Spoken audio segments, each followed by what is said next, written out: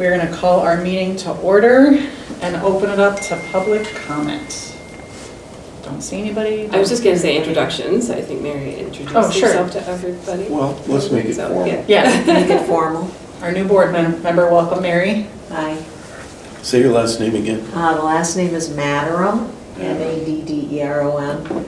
I think I mentioned briefly that my husband and I lived in Wisconsin for many years, and then moved to South Carolina 10 years ago because I always wanted to live down there. And so we did that, and we have 4 generations of our family are in town. And one of those people is my husband's older sister. And we came back to be closer to family.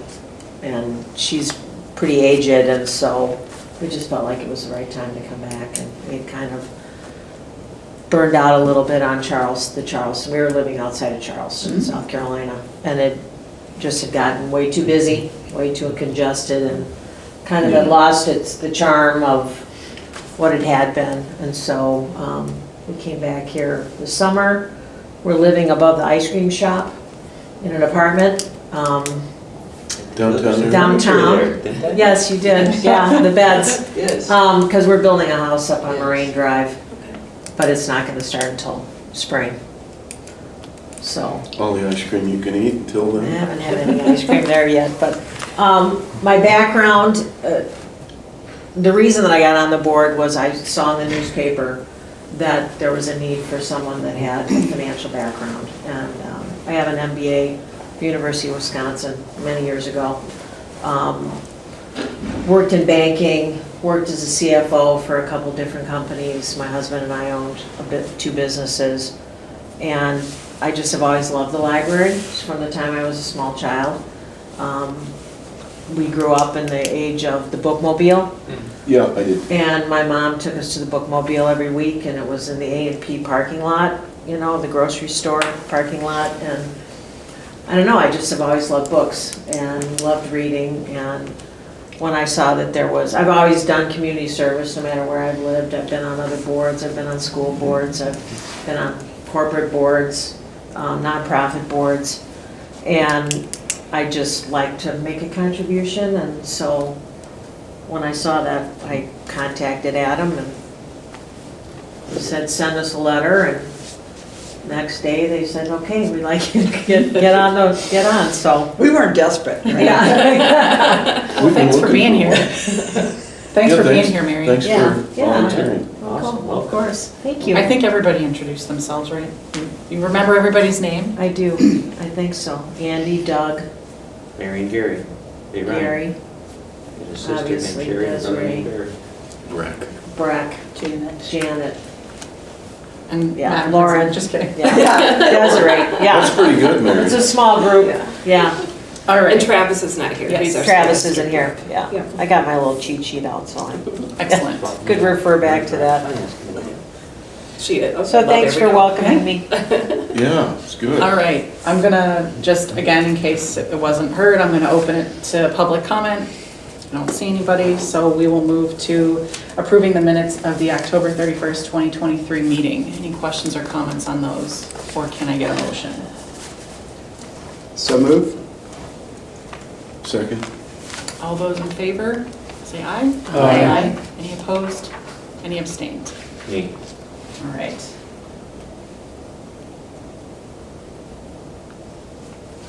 We will move to hearing the report from the library director.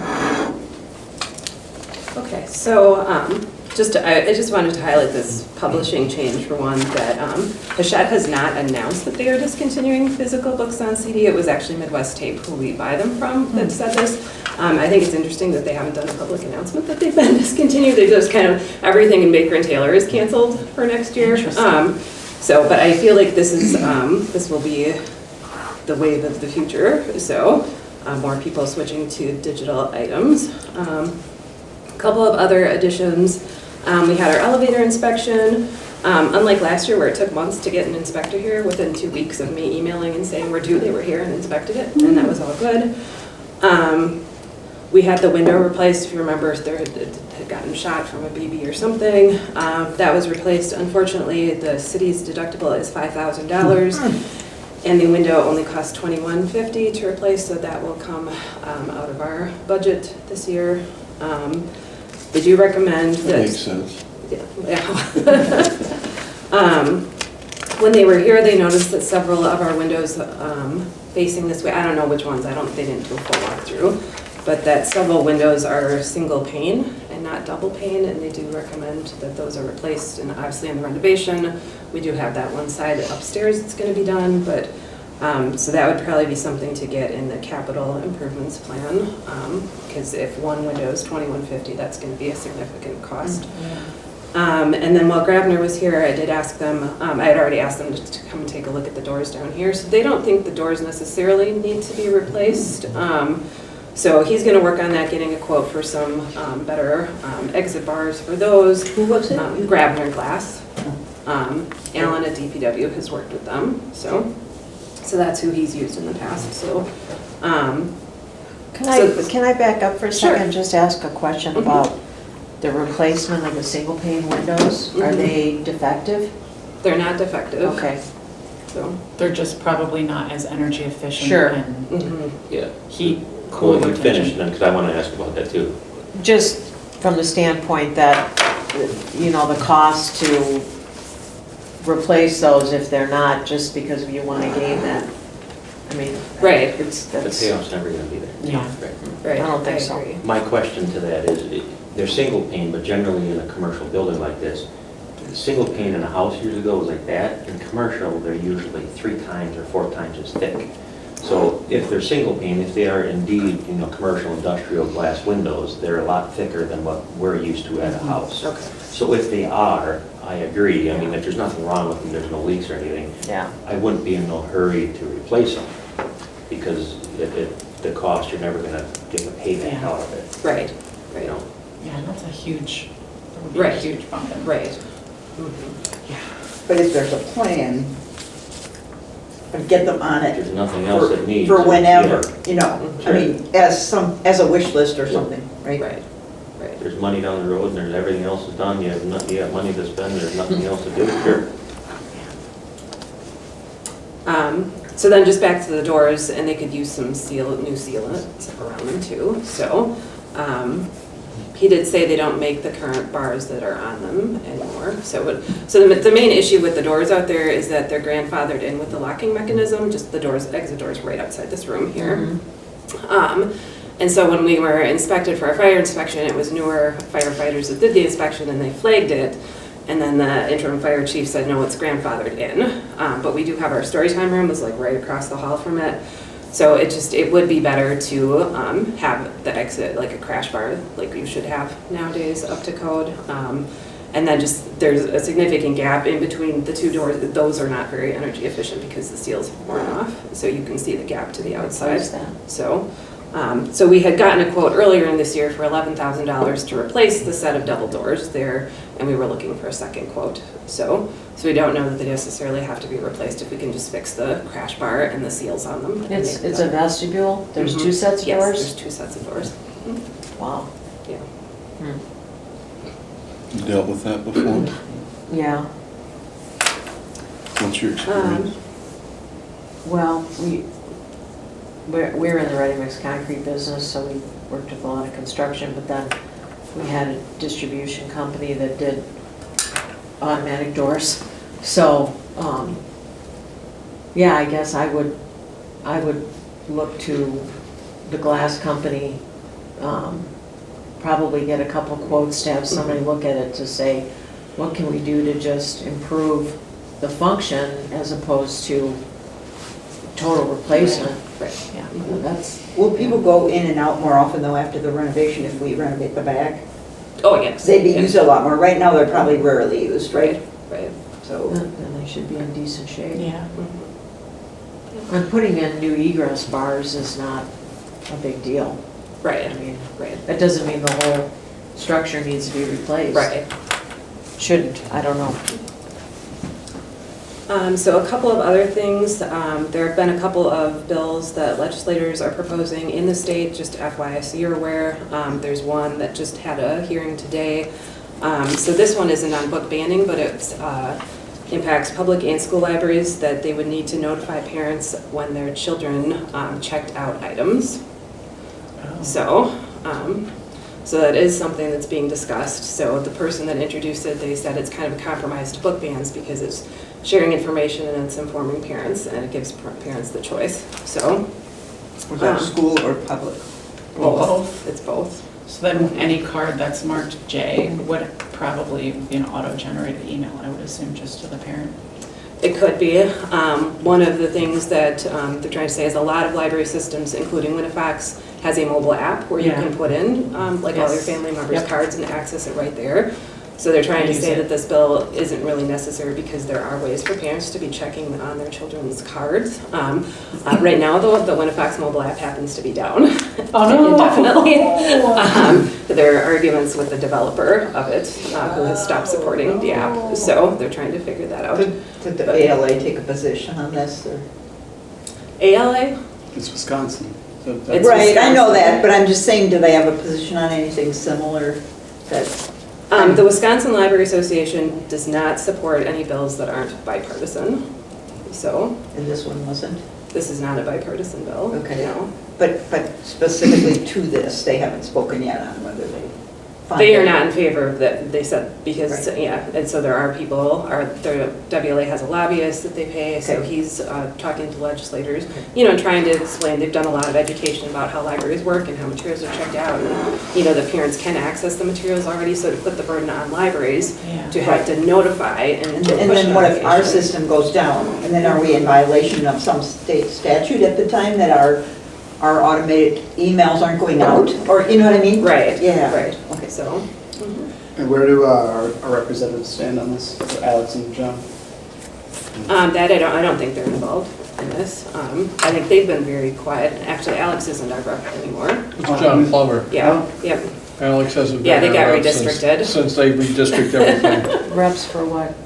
State. State Assembly. State senator and Oh, the state state assembly. sen- okay. Yes, yeah. Yeah, and Joan is pretty supportive of libraries. Yeah. As long as it's bipartisan, she's pretty much in favor of it. So, yeah.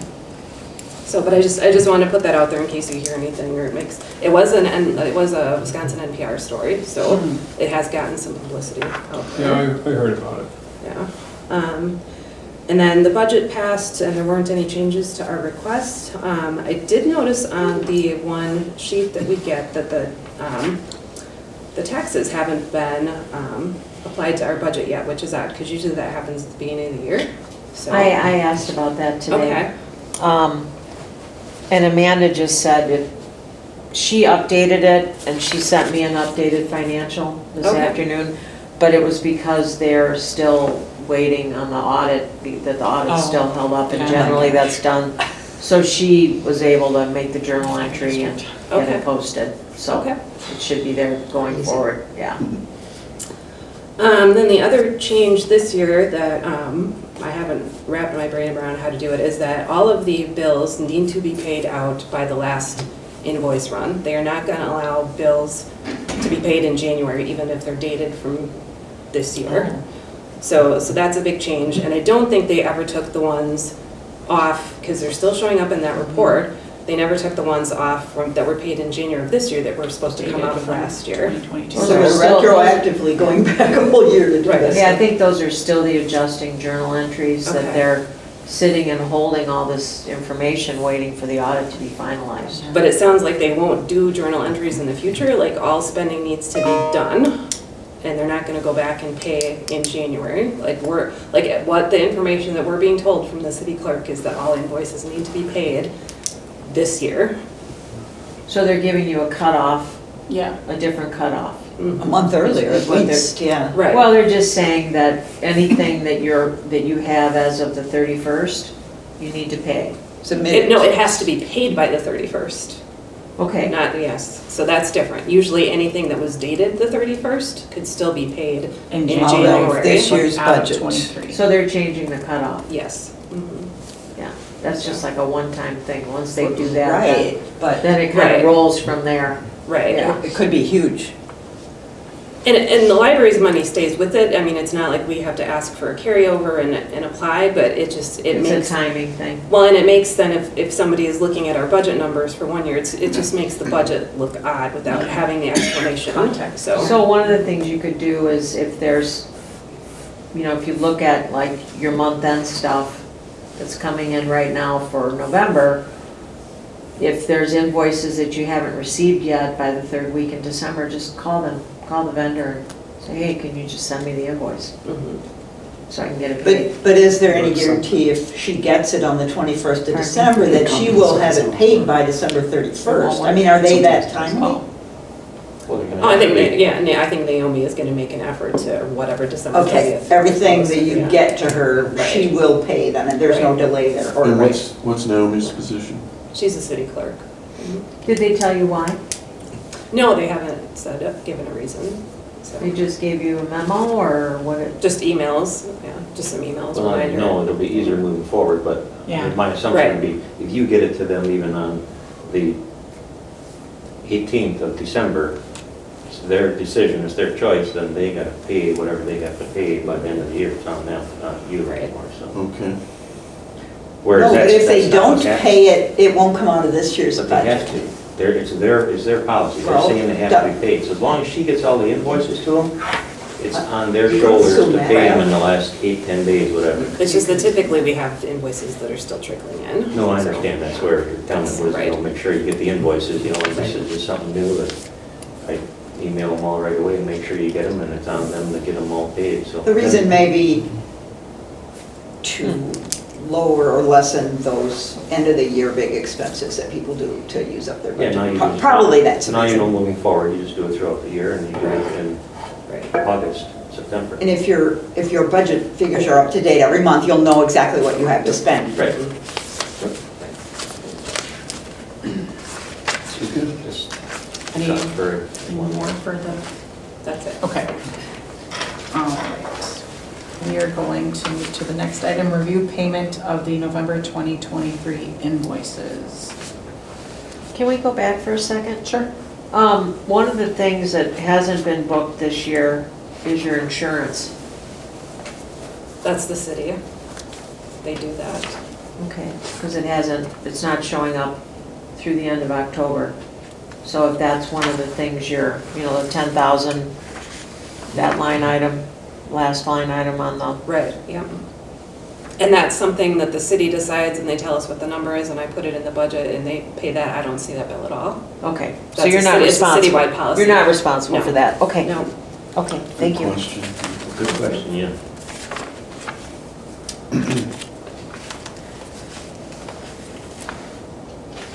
Any questions or inquiry on the November 23 invoices? I do. What were the training services that we paid Desiree and Benjamin for? That was mileage to the Fall WLA conference in Madison. Ah, okay.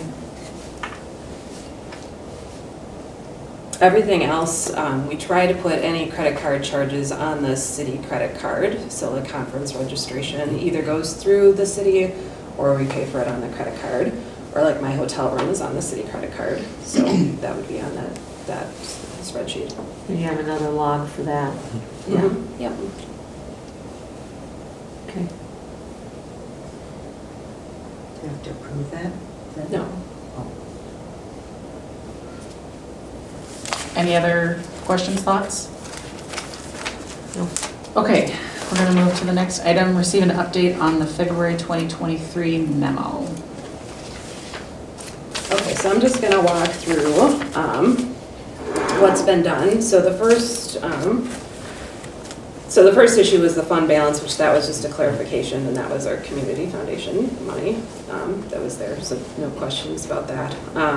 So financial management, so we will be closing the checking account by the end of the year. This also mentions the Oshkosh Area Community Foundation, but when Lauren and I met with Adam in August for an update on this, there was much less concern about the Community Foundation funds. So I don't think there was any issue with how they're being reported. They get all our monthly statements that go to the board. those also go to the city at the end of the year when the auditors request them, so. Financial reporting, I think there was just some communication issues about using the reports. I do forward the board all of the reports that I get from the city. I include my list of typed up invoices just because the invoices that I've paid don't necessarily match up if there's a delay in the checks going out. So you probably see them on my list first, and then they would be on the other list. And the other thing is that the city will put like all of the Baker and Taylor amounts into one, and I'm listing out each invoice Itemizing it, separately. So that's just a little more detail. There shouldn't be any delay in December anymore. Right, yeah. In theory. In theory. So we're doing the reports from the city, so that's not an issue with that. So donations, the recommendation was that the library board establish a formal donations policy. So we do have an investment policy and an expenditure policy for donations, so those policies were established. And we have designated, we're working on it, I talked to Carlene again today, so we just have some questions about the new funds that we're setting up, but that'll all be done by the end of the year. So that's all taken care of. Any donations that the library receives going forward in 2024 that are made out to the Ripon Public Library will run through the city. So if they're directed to the Community Foundation directly, they just go there, and that's on their accounting end. If it's written out to the Ripon Public Library, if it's for materials, it'll go, whatever it's for, if it's to be spent right away, it will just go into that budget line item. So if it's for materials, it would go into the 53900 item as a revenue, and then we would spend it as an expense. So, and then if there were any donations that are for the renovation fund or for the community foundation that happen to be written out to the library, what Amanda Tony said is that it won't go into our account, they'll notate it, and they will send it over to the community foundation. So she talks about having that ping. Yeah, so that's, Adam said that too. so that it has a ping at the city before it goes out. So that's how anything like that would work. So the next is the Friends of the Library, and that's on the city to contact the Friends, and I don't think they've done that yet, but that's got up a to- separate yeah. governing board. But aren't you a treasurer? I'm a co-treasurer. So, But Debbie Konechny is the president, and so I would need but to. you could talk to her. You're- I have, but it really needs to be between her and Adam. What they I mean, need, what does the Right. city need? Right, so Okay. Adam needs to contact her about that, so. They are, I mean, we've recognized them though, based off of the city's definitions as a component unit. Right. Well, Of the well, library. be fair, that's not the city's definition, that's The auditors. That's sorry. the audit. Right, but the city gave Generally us a accepted table. accounting practices, it's a component fundraising Correct. unit. Yes. And we had to do that with the fire board. Yep. The Yes. Friends of the Fire Board, they had to be audited too, so there wasn't anything And maybe so weird once going on. it wasn't until the August meeting that Adam explained that, and once he Yeah. explained that, it does make sense, and so I understand that, but I still feel it needs to come from the city to the Friends president to move forward on that, so. That's what you think it should go in. Right, I mean, this board They've doesn't got have their- any jurisdiction over that, making that decision, that's up to the Friends board, so. And Debbie's aware, so Yeah. Right, right. that they make contact. And Adam's aware, like, they're aware of each other. Mhm. And I think Debbie would wholeheartedly welcome an audit, so I don't think there's Right. any pushback from Friends, it's just a matter of getting it done. Doug, do you agree with that? With, With how this is gonna, how it should get I think resolved? I think it should have been done months ago, but Okay. yeah, I'll ask Adam to just contact him. Well, because the memo was written, Yeah, not to the Friends, it was written to, Right, to this group, to this board, saying this is an issue. The donated funds from the library board that we received from the Friends, you know, that it makes them basically have to fall under the umbrella of being audited. And, you know, this kind of ties into that issue of having that separate account and all those things that just from a financial point of view muddy the waters. And so you just don't want that, you know, you want it to be very crystal clear that, hey, we're just, Right, right. you know, if the city's gonna be the financial agent for, for the library board, then you have to allow them 100% of that responsibility. You know, you can't keep some of that and then, you know, and I think that's the reason that he put this memo forward and set forth the actual statute that describes that that's what's required. So, you know, I just think it's, the easiest thing to do is just comply with the request. So whatever we need to do to facilitate that with the Friends. Right, and so I've communicated with the president of the Friends about this, and like Lauren said, I mean, they're interested in being audited and they want to be transparent, but it's really like they have their own board to discuss this at, and so I feel like Adam and the city need to get in touch with the Friends and work it out with them. I think if the roles were reversed, we would be feeling twitchy if the Friends of the Library Board was trying to come in and tell us what to do or tell us who to talk with or dictate our timeline about having a financial discussion. So I think that's kind of our reasoning for why we're looking at it the way we're looking at it. I mean, it'd be nice if it could have been done months ago. I don't know what the Friends timeline looks like. I don't know what their priority set looks like. Well, we're looking at 10 months right now. It could be that Adam doesn't have it at the top of his priority list anymore. He has many other irons in the fire. So in a sense, that's okay. I mean, he's not finding it essential to do this immediately, so. Well, you're gonna have another audit starting up here, you know, first quarter of next year for on the 2023 numbers, right? I mean, we'll be. City audit doesn't start till next fall. We just had one. So And the Friends run on their own cycle, they don't run on Right. our calendar cycle. Our audit, and under the law, we're not required to have an audit for the size city we have, but we've always had one. Okay. As part of being good, transparent, Sure, and good stewards, yeah. government. Yeah. And so that's not done until September, October. Wow. That's This- really late. That's just the way it's always been done. Probably due to cost, I'd imagine, the amount of time it would take to audit every quarter. Oh, no, not every quarter. I'm just saying that typically the Yeah. audit takes place within 90 to 120 days of the end of the year, not 9 months out. Right, well, that's just, I don't know why, but that's just the way it's been done. Availability of Availability, staff. they're Is very it busy. fiscal year, calendar year, or is it? I think it's, June 30th? no, it's calendar year. So it's not a government, it's like, not like the federal government year? No, It's not a September 30 no, year? our budget Okay. starts January 1st. So it's a calendar year. It's a calendar year, so they're just doing it, and they check the fire district, the Friends, they check the library, they check here. So we'll just have to get it done. Get the Friends, audited. I don't think it's gonna be that big a deal. I mean, so one thing to clarify here is that they are under the assumption that the library pays for an item out of our budget and that the Friends reimburse it. That is not the case. The Friends have their own separate budget. Their funds do not commingle with library funds. Well, So- the audit should show that then, because Yeah, I Friends- don't think it does. I thought, well, I guess I'm confused then, because when we met Desiree and we went over the numbers, I have a note here that says the Friends also contribute like another 15,000.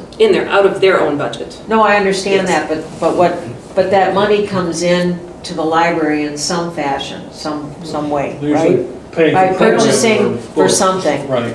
I don't Right, think but- it's just straight like cash. It's like, here's a collection of books. We've covered summer reading programs. But it's still coming in, whether it's coming in as cash or coming in as collection.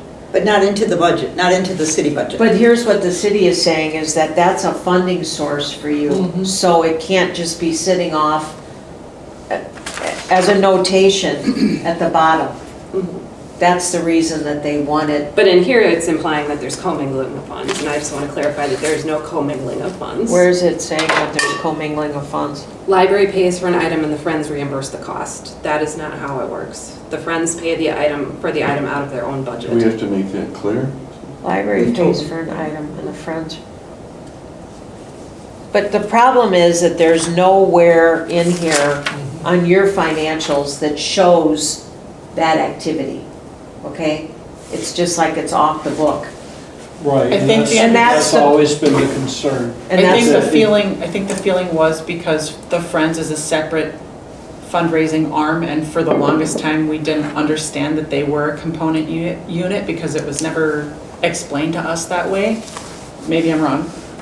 We didn't think we had to report because they're a separate 501c3 dictated by their own board, and they're supporting us, but it's not, there's no cash flow into our accounts, and then there's no commingling, there's no muddying of the What waters. Mary's saying, it's still, it's income in regardless if it's cash or. Right, and now that we Correct. understand that they're defined as a Revenue component expense. unit, I completely agree that there should be more reporting, there should be a line item or some definition about their It's- contribution. it seems to me that the way to kind of resolve this, a possible way to resolve this, is just to ask the library, the Friends of the Library, to please put in writing to the city that they will be part of the next audit, something that acknowledges that, okay, we're good, we're gonna comply, we're going along. What does that look like? What do you need from us? Whatever, just so that it's not sitting there as this But I think it should unresolved come from item. Adam so that they're clear, because we're not even What clear does as to Adam what need? they're Yeah. asking. What exactly does he need? You know what, and how if to you give me realize? her phone number, I will personally contact her tomorrow. Excellent, It Debbie. will, because Doug's gonna Excellent. tell Adam tomorrow, and Adam's gonna contact her. But it just give to me her clean phone it number, up. I'll talk to her, and I'll get them together. What's Good the job. number?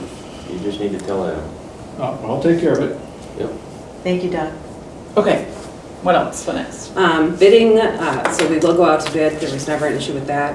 We appreciate the city's help with that because we've never had Follow to the do that. city's So- policy to the T. Who else is gonna bid the project? I have no idea at this point, because we're still fundraising, and we had a estimator from Bolt. Right, Bolt come, was it September or October? end of October. End of October, and he estimated it, and we're a little bit short, so we have to get a little bit more money before we could even really bid it out. I would imagine would be, Bolt might be one, Commonwealth might be one in Fond du Lac.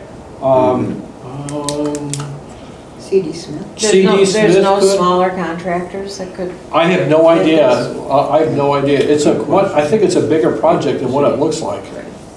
I have no idea. there's no plans and specs at this point. At this point, no, but we would open it up to anybody that thinks they could do it. Right. And so the city would handle With the the bidding for us. city's, yeah, with the city's oversight. Right, We're, because, we're not in opposition at all about the city helping with No. that, No. because we gotta do it right. Yeah, so we'll be following that. And then the employee handbook, we are still working on that, and I'm hoping to meet in December for those of you on the handbook committee, since there won't be a board meeting, so try and get that done by the January. last year we had one, but other years we haven't had one. Right, so- typically we don't meet in Just because December. it's so close to Christmas and Right. that, so then January is twice as long. And then the last item is communication. So in March, so the board will approve the annual report at the February board meeting. So then sometime in March, we should share that if we want to go to a council meeting at that point in time, give an update on the library and have our statistics infographic. That would be the time to do it. I think that'd be perfect, that would be great. Talk to Adam, because there's sometimes in which a council meeting maybe is a little light, that would be a perfect time to do it. Mhm. That's Slip that in, and sometimes great. it goes 2 hours, you know. Yeah. That's not been something that's typically happened? No. No. There has But- not been a presentation? The annual report is shared, but as far as I understand it, there's not been any sort of formal presentation. So they're asking for that? Mhm. Any other thoughts, questions, comments on the memo? I'm just, as an aside, I'm pretty proud of what we've I been was just able gonna to say, do. we hope that we never bring up the memo again. That would be really nice. Sorry. All right, we are going to move to the next item, receive update on 2023 Giving Tuesday campaign. So we sent out 553 letters. We've gotten 3 or 4 bounce backs from incorrect addresses. So we sent those out at the beginning of November, and so in about 3 weeks, we've received approximately $6,000 already, so good response.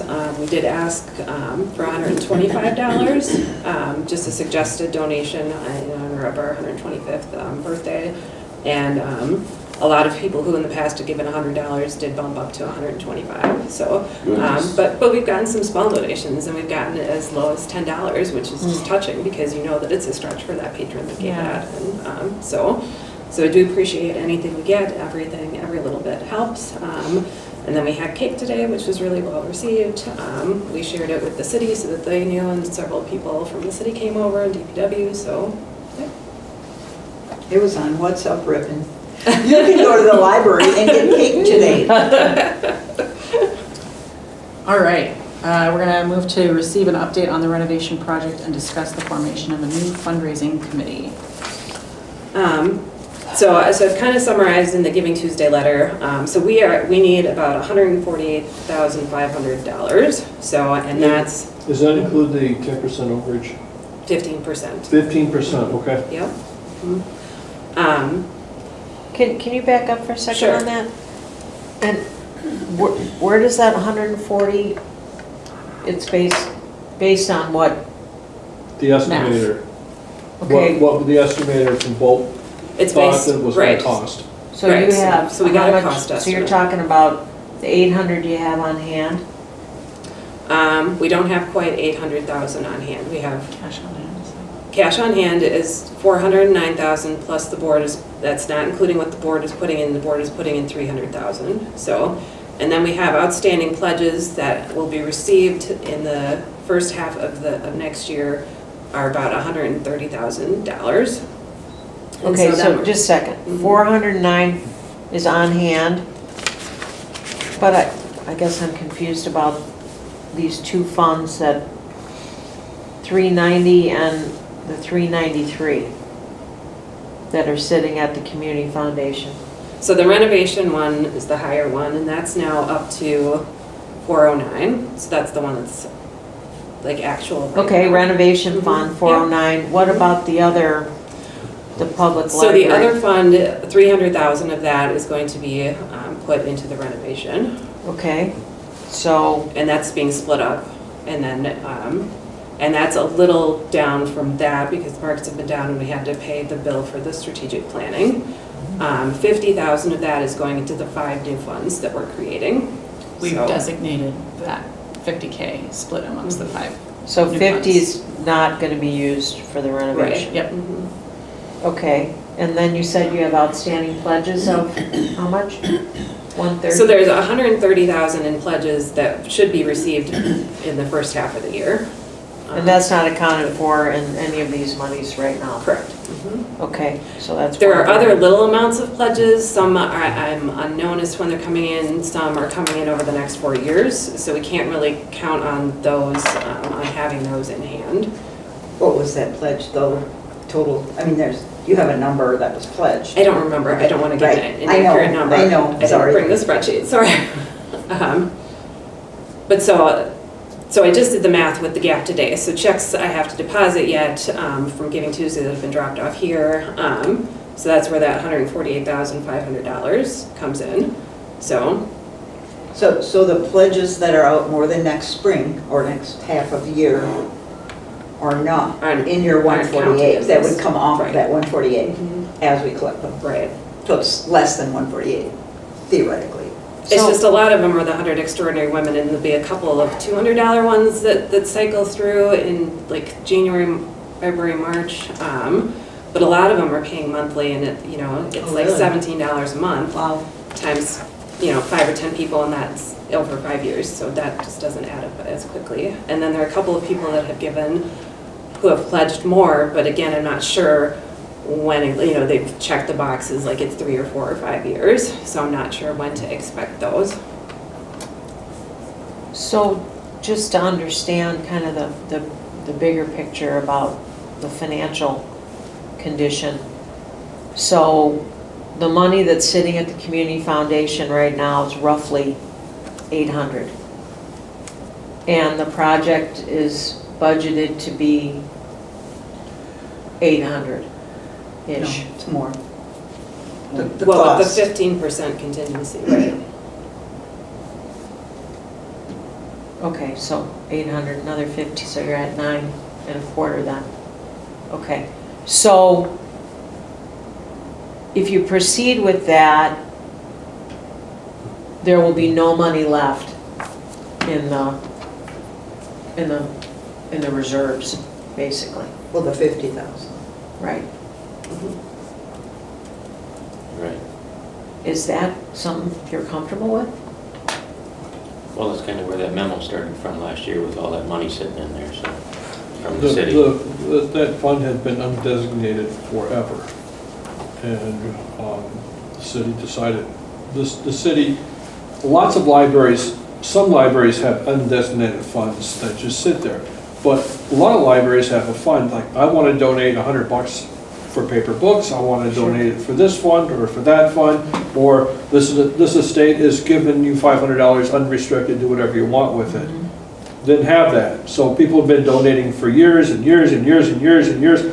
No one has really asked, what are you doing with it? That's a lot of money sitting there. That's way more than most libraries have, our size.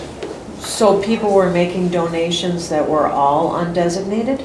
All Yes, this because there time? was nothing to designate it for. But, Unless someone had said, this specifically is to buy X, okay, then it was used to buy that. and that was used for that purpose then? Yes, but mostly it was, here's $20, here's $100, you know. So it's just been growing? It's just been growing Okay. over the last decade. And there's not a reserve policy by the board indicating that we should have a certain amount of money always in reserve? That's the 50 kind of, because we can't go below in some of those. There's a percentage we can't go below. That's in that policy. We can't spend the whole 50. Well, that That's would in be- those 5 funds. Theoretically, that would be nice, and what happened was last year is the city held the library flat on the budget because they seen that fund, which has nothing to do with the budget, it's nothing to do with taxpayer And dollars. it didn't come from It's just all taxpayers. donations for the library, for whatever, you know, an addition or remodeling, whatever have you. So the city then held the library flat, no increase, nothing. And so for the last year and a half, we just actually decided to put this all in there within the last couple of months. We were going to keep more of it, but the city keeps looking at that as, you know, that's money the library has, and money can spend. And currently, right now, as we sit here, to my knowledge, the city's not putting anything in towards the addition for the library. Do you think they should be? Oh, absolutely. It's It's a- highly unusual. City-owned building. Have they been asked? I think Doug says we shouldn't ask. I think they've been very clear about not being available to help in that way. Can you comment? And just on that? before we No, I go have into nothing to this, comment on that. Sorry. I want to echo We something. we don't have a start date yet, so that's difficult. We are in an infrastructure hole that the city has dug over the last 20 years or longer. So there are other things There's that other we priorities. So we prioritize replacing, doing other things in the city that should have been done years ago. Sure. And so we're at the bottom of the list here at Sure. the library. And yet we're within 20% Can I ask you a question? Within In your- 20% of what? of the amount of money we need, or so. We're about 20% short. Can I ask you a question in your past experiences? When there's a building project and you're getting donations or commitments, either pledges or money given, do you wait until the last dollar physically comes in, or do you start the process? In your experience, in nonprofits? Typically, you don't even go to the public phase of a campaign until you've got a significant amount of money already in hand. And we You know, did that. Usually Yep. you have like a big, major donors that have behind the scenes have said, I'm sure this happens at the college, where they're doing this 65,000 square foot project. I'm sure that the money was lined up. Every dollar. Lined up. They knew, and their financial condition, I'm sure, is one that, go to the bank, they can do all these various things. They've got a large foundation, you know, there's all that, you know, there's a well of places to go to. So all the money is there theoretically. Typically, I Or you can feel, cover it until the rest comes in. I feel a little bit like this project kind of grew legs ahead of, it kind of got ahead of itself a little bit. And Well, we then lost a lot of steam. And then you went to the strategic planning process. Typically, you would do the strategic planning process first.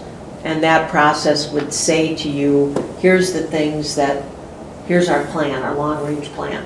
You know, 1 year, 3 year, 5 year, 10 year, you know, all along those increments. And this is what it's gonna require. And here's why we need to do this project. And then, once you've built all of that, then you can take that to your populations, including the city being one of them, and say, hey, here's why this is important, here's why we need this, here's why you should support it. And I guess from my point of view, looking at the financial side of it and having a lot of construction background, it seems to me that we can find a less expensive contractor to work with than Oscar Bolt. I mean, they're a big-time contractor.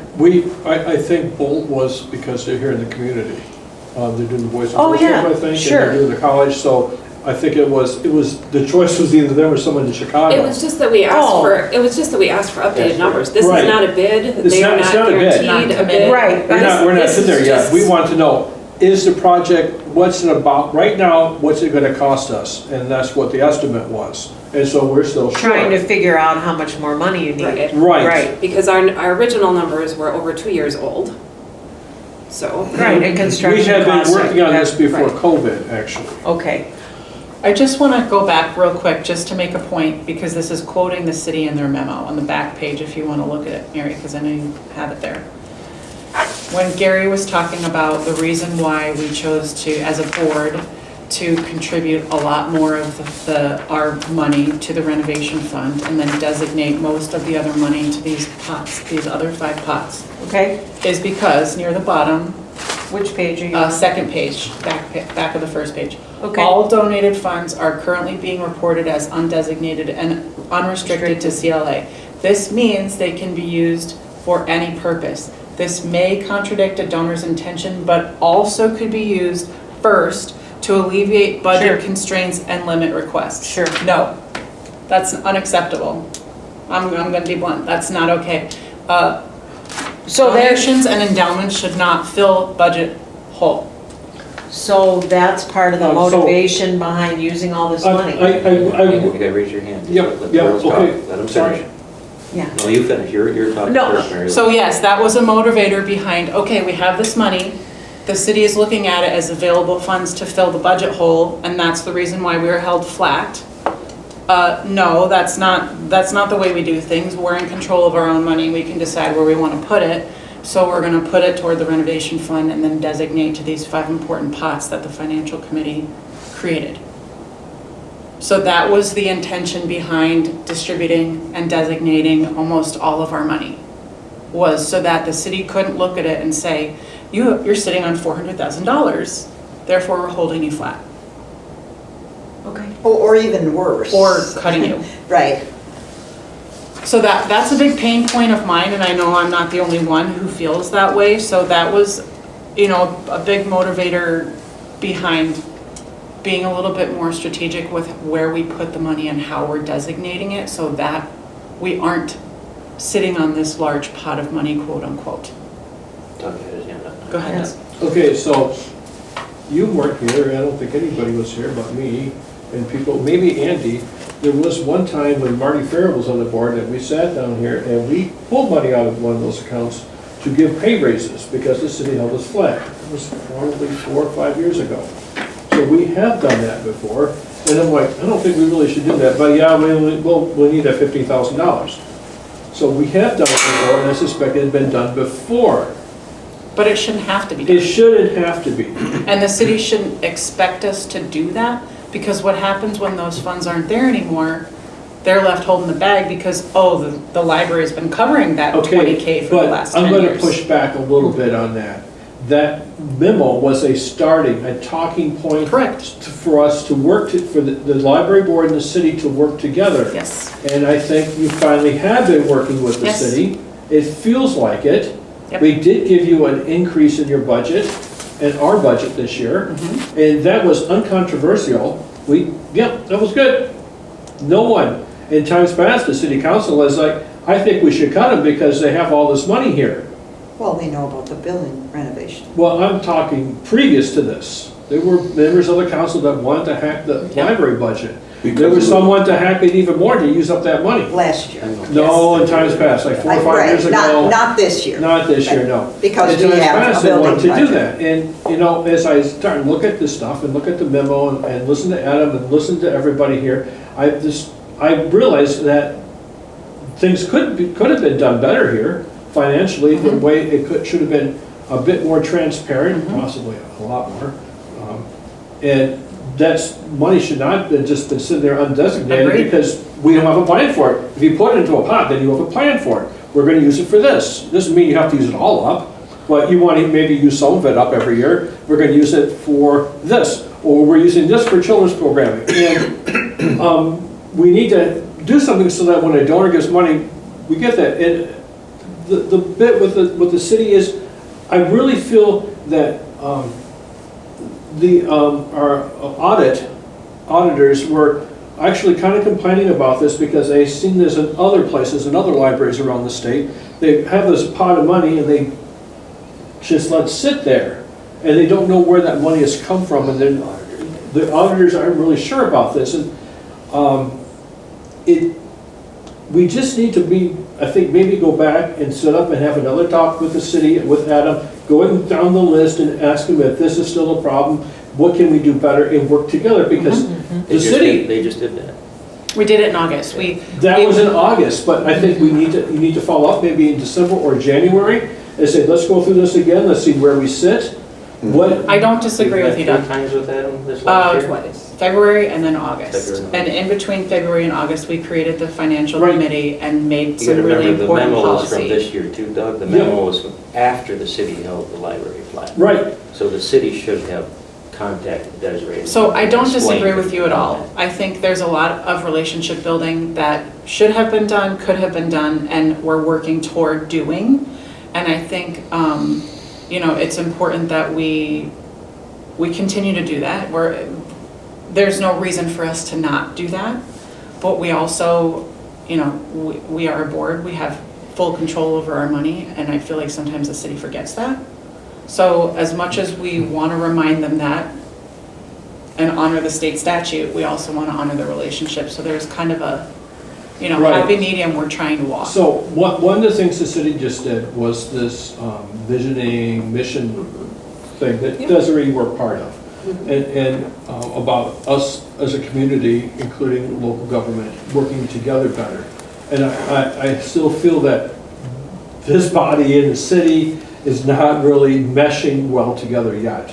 I mean, it's better than what it was. Could be better, could be better, but it's a lot better than It's it a lot was. better than it was 2 years ago. It's a lot better than it was a year ago. We're still working, and there will always, I think, be some friction because it's our freaking money, right? It's our Well, and money. also, there might be community perspective that the library doesn't need that much money, the library doesn't need that much levy, people are being overpaid, the library isn't that important. I've never heard any of those, to be honest with you, that the people in the library are overpaid.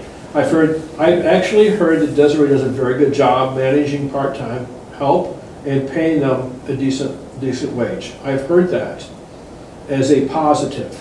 So Okay. watching the budget is something I think Desiree does a pretty good job with.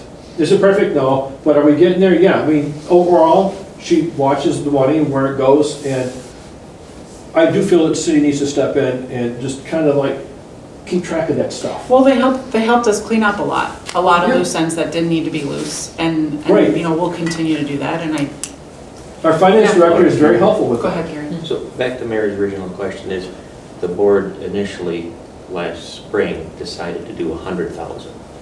100,000 of of that money towards the building project. So we originally had. You're at 100 instead of 3. Yes. Okay, so you started out at 100. From the get-go, get-go. right. Okay. We had originally planned on doing 100. and Okay.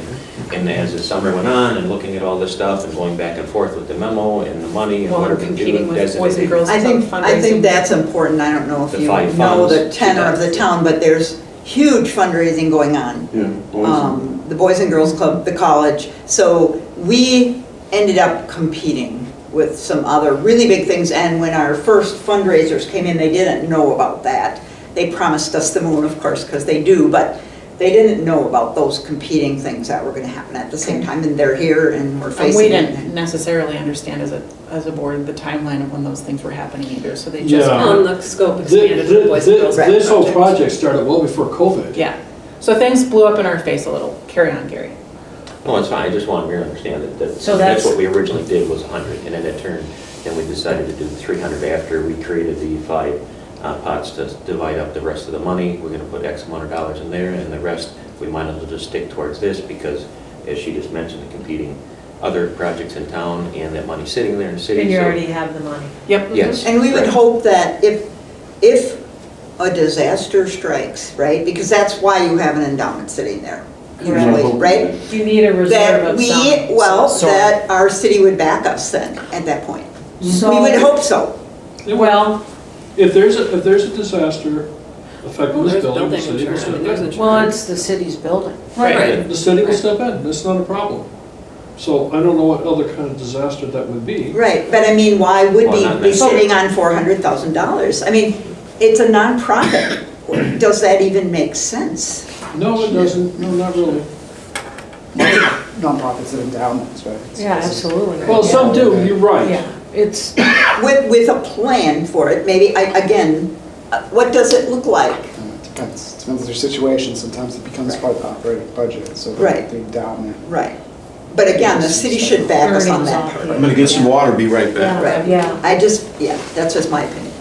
We're- Anyway, The city needs us and they should back us if we, Okay, so, understanding all of this and the desire to want to have that assurance or relationship with the city, it seems like there needs to be more of an effort to be more in line And I think that's with in those, them. that is in the strategic plan. I mean, and it's my understanding from past board members that the board used to play more of a role, and they would do one-on-ones with city council members, and maybe that's something we need to go, back to more, is the board meeting with people too, so, and doing some education, so.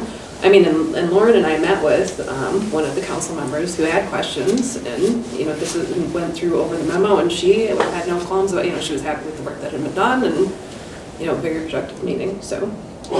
So my, going back to my original question, which was really one of, are you comfortable using up most, if not all of the money that you have I mean, to personally, do this project? yes and no. I don't like the fact that we're draining most of the Yes. coffers. I don't like the fact that most of our coffers will be empty, but we need to get it done. It's all donations. There's And a then trust all- issue too, with Yes. city making cuts or not providing raises when they're needed, so I guess. Well, we major gave issue. you guys money this year.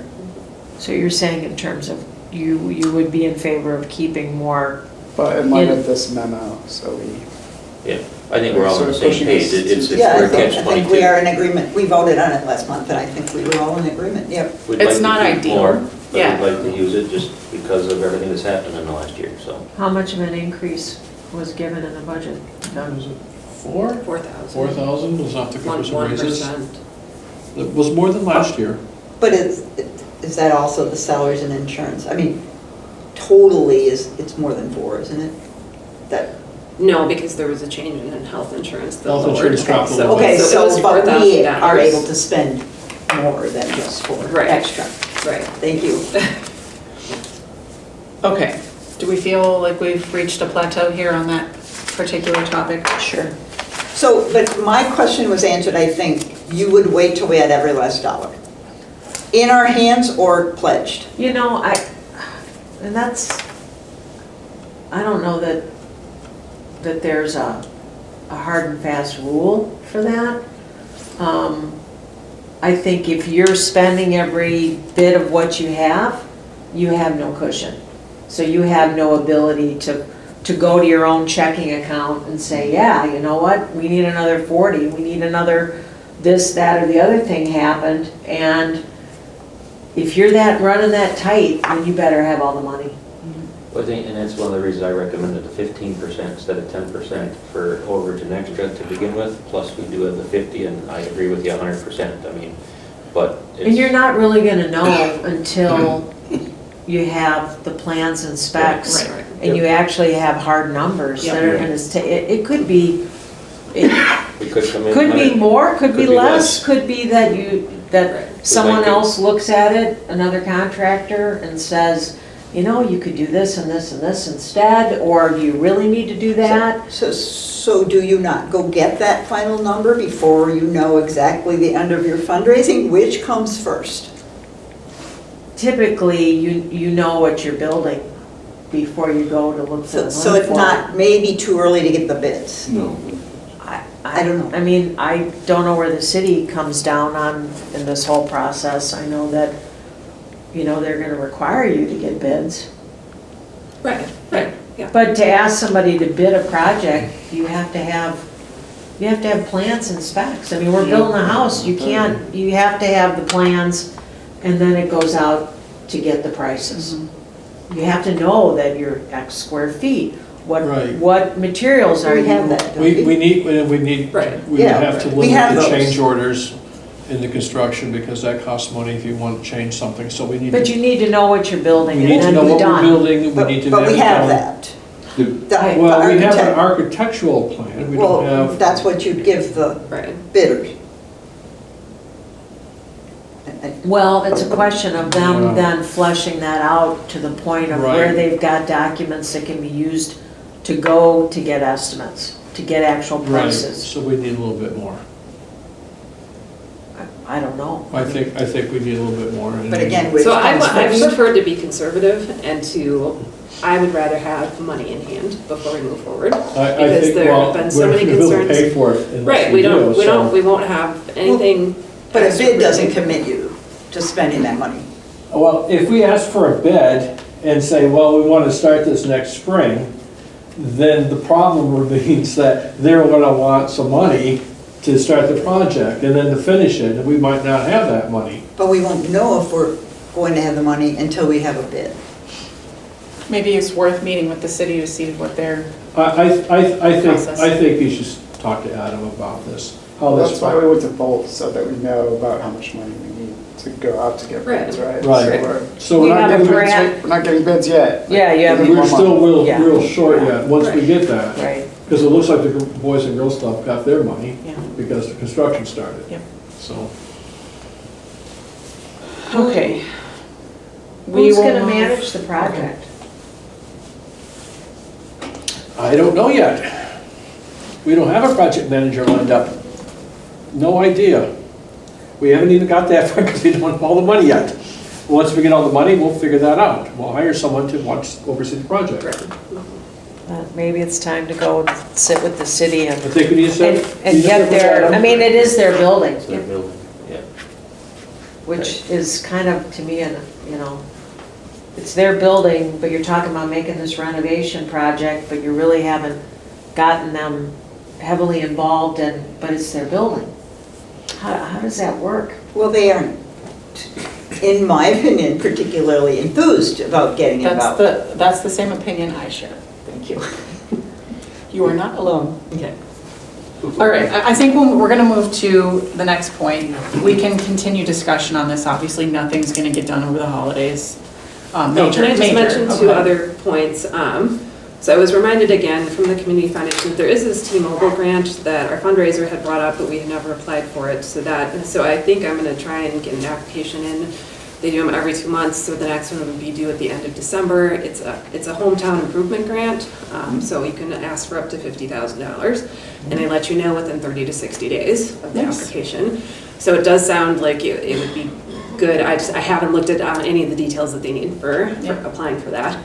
Then at a community foundation workshop that I went to, I was made aware of Bader Philanthropies. I haven't heard of anybody, they're out of Milwaukee, haven't heard of anybody else that's familiar with them. Their website is very vague.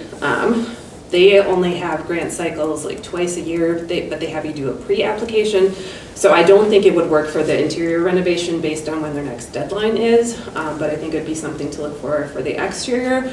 Interestingly, one of the former people who lived in Ripon and was affiliated with Boca is an employee there. I don't know if that's good for us or not. I would say that's a bad point. So, but again, they have you do a pre-application, and then if they're interested in you, then do a full application. Okay. So, All right, just another lead on possible grant money. So, and that's all. okay. We're gonna move to the next point, review the strategic plan and discuss implementation.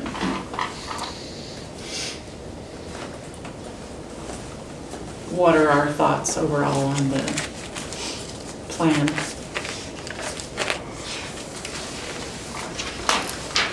Is the activation piece available? Is it done yet? Because I think we were waiting for it the last meeting. Right? Right, you were at the meeting where they shared it, right?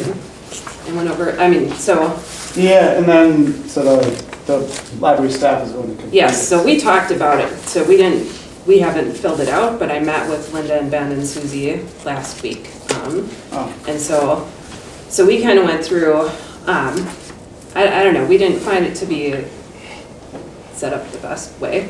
So I can share the spreadsheet once I fill more things in, and I don't know. So I was just gonna go through the goals and some of the acts, because they have various activities in here that you can do, but some of them are their suggestions, and we have some other suggestions, and I'm not sure where their suggestions came from. Some of the things we're already doing. Do you have a strategic planning committee? Or is it disbanded? so just disbanded, I assume, because I thought this was Right. the end of it. Right. That So we did, activation piece was but the going to be committee done. that we had wasn't really, a lot of people didn't show up. So it was made of several community members, and I don't know how many people there were total. Okay. But we had one very active person who I think is Kat Griffiths, who is still willing to be involved, and only a few other people showed up for. And on the other board, meetings. who was involved? I was- Andy is, Okay. yeah. It's your baby? Good, bad, or indifferent? Mhm. Yeah. Redheaded? Yeah. No. I think it's a good plan, so I think we need the small details figured Yeah. out, which was what we were working on at the last time we met. Yep. So I like the overview here, so seeing what's gonna get done is Yeah. important. Yeah, so I mean, I can talk through each of the goals, so just starting with positioning for our future. So the first one is improve staff capacity through streamlining tasks and clarifying internal communication. I'm gonna stop right there. So I've been having monthly meetings with all of the regular staff members, and those have been going really well. And it's helped identify some people who have more capacity and willingness to take on extra tasks, and some people who are over capacity and can offload some things. And it has helped with communication, it's helped with scheduling issues and concerns, so it's been, I feel it's been very beneficial to have the monthly meetings. So we are still working on communication issues just in general. As I've been talking to more library directors about this, it's a universal thing, that communication in an organization like this is difficult. You know, we have from a casual page who works one shift a month because he's a college student to people that are working, you know, daily. And so like we had suggested, all the pages have email addresses. Well, then we found people aren't checking their, so we're sending almost all of the communication to their work emails, and they weren't checking their email addresses. And so we're trying to say, when you get in, try to make it a habit at the beginning of your shift to check your email and catch up on whatever you missed. Do they do that? Do they respond? Well, some of them are, yes. As a professor at UW Oshkosh, I had that situation. We communicate email and they didn't look at them. Right. So we're trying to emphasize, like, this is part of your task when you get We into wanted work. to stay away check from your- TikTok. Yeah. So those are things we're working on now already. And then the second part of that, number one, is aligning job descriptions with community needs. The board has recently reviewed all of the job descriptions. So we felt like that this is a low priority for right now and that this could be tabled for a year or two and that would come later in the plan. So number two is ensure ongoing training and professional development opportunities for staff. And again, this is something that we already do as opportunities come up. Winnifox had just offered a Clerkapalooza, so our two 12-hour desk people who don't have as much experience, answering questions, working on the catalog, we were able to send them. And thankfully they were available to make their daytime schedule work to attend something like this. So that was in person at Oshkosh. There are webinars that come up. I encourage staff to do those, and I've had a variety of staff do webinars. One thing that we're finding a need for is Spanish language learning because nobody on staff speaks Spanish. So Susie has just signed up for a Spanish language tutorial program. I think it's through UW-Madison. So if it goes well for her and she feels it'll be beneficial for other staff, I might encourage other staff to take that as well. So I think it's kind of an at your own pace. So Spanish for library professionals. So that kind of covers that number two. Number three, improve communications and relationship building with the city and the county to bolster official channels of support for the library. So as I touched on before, I think this one involves some board involvement, whether it's one-on-one meetings with city council members, if you know them, or, and I'm not sure about the county and how much outreach needs to be done with that.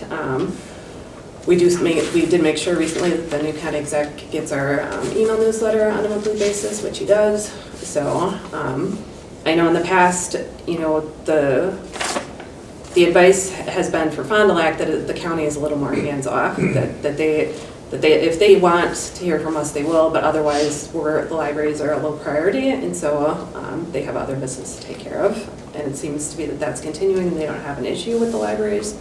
So I don't have an issue with libraries. yeah, but just so, and I think it's going well as far as the county perspective. So, and we were fully funded by the county this year again. Yeah, and you attended one of the meetings with the county exec. So we typically check in once a year and have a roundtable with all the libraries in the county saying what they've been doing in the past year. And then we also have a written set of accomplishments and goals that are shared with the county. And I don't know if that gets pushed out to county board members. It's part of a big plan. Yeah, I don't know if it does or not. Okay. Sure, I didn't see it. So there is communication with the county in the ways that, have been recommended to us as library directors from Winnifox that, how we communicate with them, so.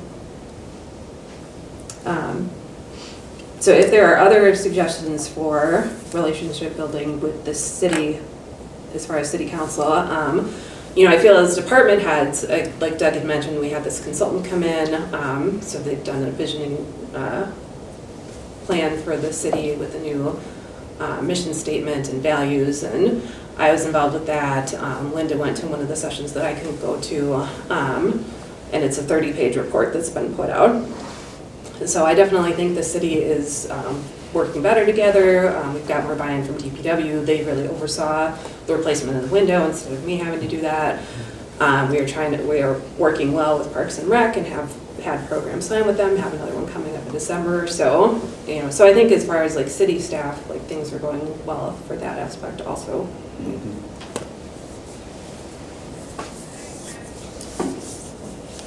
And then the fundraising campaign, which I assume is a top priority so that we can move forward with the renovation plan so that this is something that needs to start up again.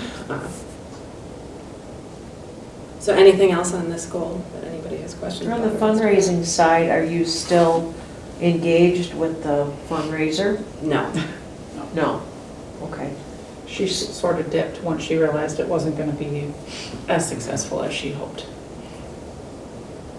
Okay. So this is why we kind of need to revitalize, we need to put a new committee together. Because also when people were asked to be on the committee, it was under the guise of being a campaign planning committee to plan it and not to actually go out and raise the funds themselves. So I think it needs a fresh start, and I think there are a couple of people that may stay on, but probably need some new people as well. So.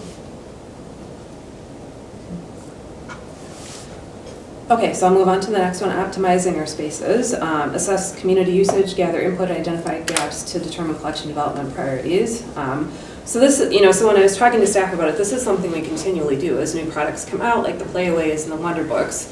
We assess, is it something that we think would be popular? Are we seeing that it's popular in other libraries that have already adopted it? So we're continually adapting, and now learning that books on CD are starting to be discontinued. We're, turning more towards streaming. We've had our Rokus for a long time. We get asked questions about this from libraries all over the country. How do your Rokus work? So I think our one weakness is that in this area is the Spanish language, but that's, again, assessing what do they want and what can we provide, because things that we might think they need might not meet their needs. So just trying to find out, and Kat has been a good resource for that and is willing to continue to work on that. So, and the school district provides some resources for children. And again, I think right now just even communicating is an issue. So trying to get some Spanish language knowledge on staff so that we can communicate with people, because it's been a barrier in just using Google Translate on a phone to talk. So. And then seeing, do they really want physical books? Is it more books than, like, there is a Spanish collection within Libby, so being able to teach them how to use Libby and get that on their phone and direct them to that, that would be a good thing to do. Are they looking to learn English? So do we need more English language learning materials here instead of novels in Spanish? So trying to assess what the actual needs are. And what would they use the library for? Seems like this is exactly what we were doing 20 years ago. Right. With the Hispanic population, Right. It's not very easy to figure Right. it out, right? Mm-hmm. It just, yeah. Are there any libraries in your association that have been particularly successful developing a Spanish language outreach? Watoma or Wapaka has a huge Hispanic population, so maybe they might have ideas. Could there be somebody that we could just? So Oakfield, their previous director, not the current library director, so this was before COVID, they got a grant. They have migrant workers come and they have dormitories where they live in.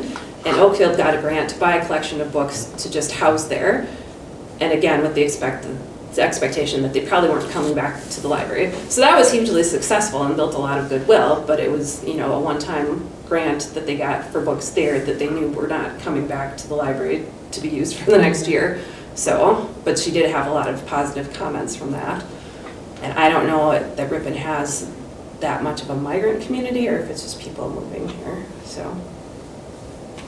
But that's really the only success story that I've heard about locally, so. In the entire state? In the Winnifox area. Oh, So, okay. Be good to check with Claire Allen and see what she's heard. Yeah, The director of Winnifox, our Association of Libraries. Okay, yeah. yeah. Increase the use of the library's physical spaces by updating or implementing new zones. So obviously there's the renovation. I have had a thought of converting the Jorgensen room because it's our boardroom downstairs, and it's not as much used because now people are used to meeting in the larger rooms and spreading out since COVID. It would be nice to convert that and put a sofa and a love seat and a coffee table in there, and a camera, so that it could be either a teen hangout or we have a knitting group or some small book clubs that could meet in there. So that would be, besides the renovation, one other idea that we've had, just as a place that's a little more comfortable to hang out, that's like out of the way so they don't feel like they're disturbing people if they're sitting upstairs in front of the fireplace hanging out. So, and then something that we can do right now is just kind of make the copy room a little more useful with a few more business supplies, like have a stapler in there and list out like how much our fax, like all the business services that we provide, so that we have a fax service and how much it costs for our fax service, et cetera. So, so that we can do right away. Implement service standards and approaches to create a consistent, welcoming experience. So definitely when we get the new circulation desk and the renovation is done and we have 2 people sitting at that front desk pointing towards the door, it'll be a lot more welcoming and friendly. And most staff should know that we're supposed to try to make eye contact with people as they come in. We do have our people who come 2 feet in the door and bolt towards the newspapers and don't want to make eye contact with staff at all. That is important for the eye contact. That's something that I've watched over the years, and I know it makes me feel welcome when I'm a board member or a patron. If somebody at least looks at me and says hello, it means a lot. I've always seen it. And I think just some better training on workflows and alerting staff that there are, so workflows is our circulation software. So we had a comment from one of our pages recently that she said our pages are asked to do a lot more than in other libraries. But we're just that kind of mid-sized library where we're not big enough to hire pages that only shelve. You know, we have to have them do other things and assist patrons at times, and we don't have them do some of the more complex tasks like issue a library card because there's too many details.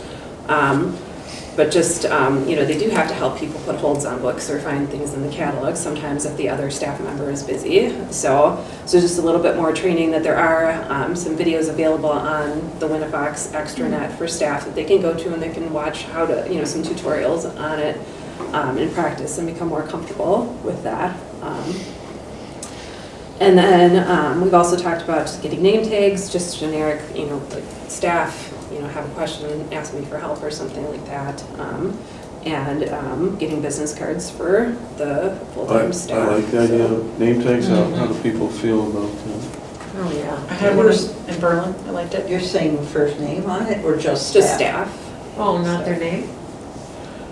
Well, people are nervous. I think they're I'm old nervous school. with. No, their first name. I'm old Yeah, but school, they're I like to nervous call with them everybody your name. sometimes even knowing the first name, but Yeah, unfortunately, we have a younger staff member, and she has been approached several times by men trying to ask her out, and it makes her feel very uncomfortable. Oh, wow. So, But the you know, and we fact- have high school students working here. if you're in public, you gotta be willing to have your name out there. I mean, Yeah. otherwise, you leave the library, you wanna call up and say, you know, I had this little issue, well, what was the girl's name? I don't know.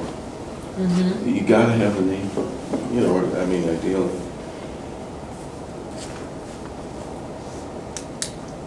Even if they put a different name. I would think.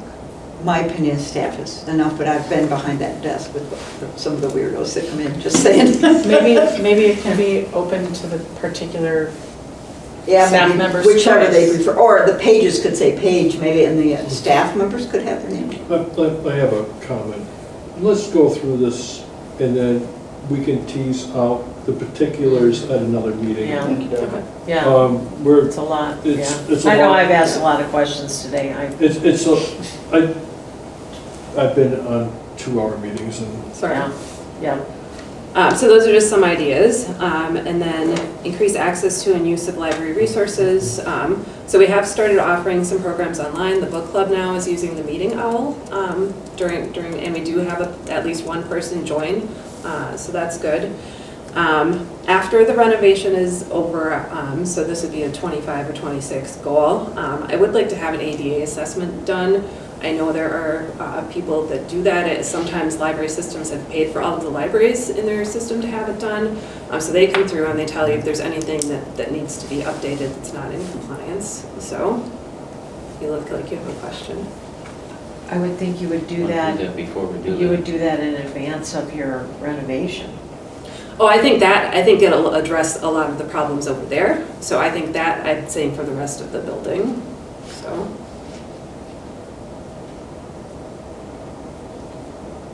Okay. Because we're already gonna fix the restroom issue that we have on the first floor, and the aisles will be wider, and so. Yeah. Okay, goal, embedding in our community, increase or deepen partnerships with organizations, etc.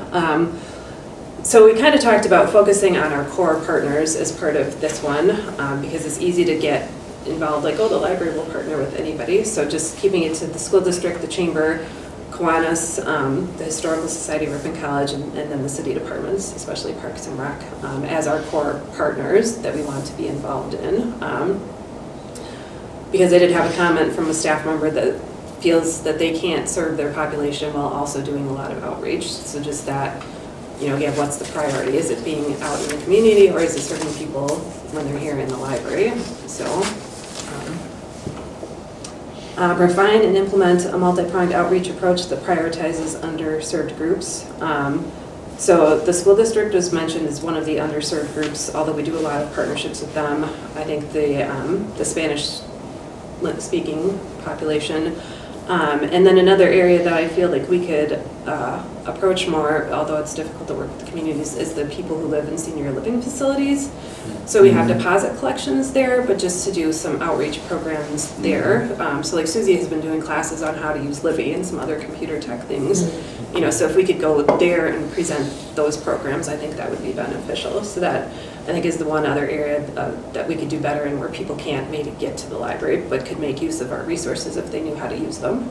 So I think that, I don't take too much time, but I think that's smart moving forward, because the population that's been there and currently there isn't in their electronics. I mean, I wasn't to tell that. So that's going to start happening more in the next 5 to 10 years. So yeah, I think that's a great move, I think. This next one says continue to build one-on-one relationships with community members, and I wasn't exactly clear what this was beyond engaging patrons as they come in. So I don't know if you have any. No, I don't remember, but. Okay. Because this is a lot of time, it takes a lot of time, and so I didn't know if it was more aimed at community leaders, which makes more sense, and then the staff and I just kind of thought, and people coming in, as they're checking out items, just trying to make conversation if you see them on a regular basis and make sure they feel welcome. I thought it was supposed to go with some brownies, cookies, and knock on doors. Yeah. Oh, no, I think she's supposed to take him to lunch maybe or something. Okay. And then cultivate a downtown presence through event attendance and signage and accessible entry points. So we are doing event things. Linda and Susie were at Septemberfest, be involved at the Dickens Parade. So we are attending and participating in events as it makes sense. And the Parks and Rec, we're trying to partner with them. The fire district had an open house. We were there, so. So I'll put a sign on the front of our store. So, and then just talking about visible signage and more accessible entry points, there's probably a little more red tape to get better signs to the library or to get like a mural painted on City Hall, so I feel like that's not a top priority for the first year. And then sharing our story. Increase library visits and usage through multifaceted, multi-channel communication strategy. So I feel like we've finally gotten a pattern down of, now that Susie's been here, not quite a year, of how we're posting. We have a monthly e-newsletter that goes out. Susie and Linda have decided to do a 3-month calendar of events that they produce. We know they've got a matrix for posting on Facebook and Instagram and doing a press release. So they kind of got like a little checkbox of for this program, this is where it needs to go out to. So there were a lot more suggestions on the activations sheet, but I don't know that, I think those require more, a deeper look at as far as staff being able to take that on. So, and then improve awareness of the library impact among stakeholders, including city officials. So, and again, I think that's meeting with city staff after the annual report, having an infographic and sharing that with the public as to what our statistics from the past year have been. So, Thank you. So you just shared this with us verbally. Did you plan to write this down? How do we go forward? I think we got 2/3 of the way with this plan that you see, we all saw. And I think the last third is so key. And we threw $12,000 out the window if we don't right. go through the activation. What are the activities? What kind of resources do you need? How can we support you? Right. How can we hold you accountable? That's really, really Right, and so important. staff and I, with everybody being out sick this last month and busy, like, we just have not had time. Okay. And we I had didn't time hear for that. like we were able to fit a 1 hour meeting in with the 4 of us, and that was it. So it's more brainstorming of, So we just had time to basically go through it. I want to finesse the spreadsheet. Okay. And then I'll share it with the board when it's ready, because then there's a place for it to be accountable and to kind of say, this is what we're doing, you know, and so the board can see as Priorities. it's been updating. Yeah, that's You know, fine. so, If people are yeah. sick, that's fine. Just so I we didn't know. know that. I didn't hear Yeah. that at the beginning of this. Yeah, so, yeah, it's been a tougher month, so. Life suggestion, Lauren. Could we put this on for January's agenda? Oh, yeah. And then if it's January, February, Sure. we can do that. And let's keep this meeting moving Yeah, along. talk okay? about it every. I mean, the next item is just setting the date and time for the next meeting, which is Tuesday, January 30th, 2024 at 5 PM. Just a reminder to get agenda suggestion items to Desiree by the prior Wednesday, January 24th, 2024. Do you have the means to do like a, if I'm not in town, that I could come to the meeting remotely? we didn't when I asked last year, but yeah. Right, we can try it out with the owl, so. Or Zoom or So as long as we something? include it in the public notice, which we will, yeah. Right. How many months? Couple. Easy. No, we're gonna be south for part of the winter, and I don't wanna miss the meeting, so. Right. I mean, was if you hoping let, that that's possible. if you let Desiree know before, so on this agenda, she says, let me know by the Wednesday before the meeting for agenda items. So if you let her know before that date, because then she puts everything together, puts the public notice together. Once the meeting is publicly noticed, we can't alter the agenda, we can't add a Zoom link after the fact, we can't do any of that. So we have to get our ducks in a row before the public notice. You can definitely put that down for the January meeting for me, a Zoom link or some external I'm a means. pos- I'm a possible. Haven't we done that once at least? Did you do that during COVID? Yeah. Yeah, Yeah. that would be helpful, Are thank we you. looking for a motion? No, no motion. So we're adjourned. A maybe for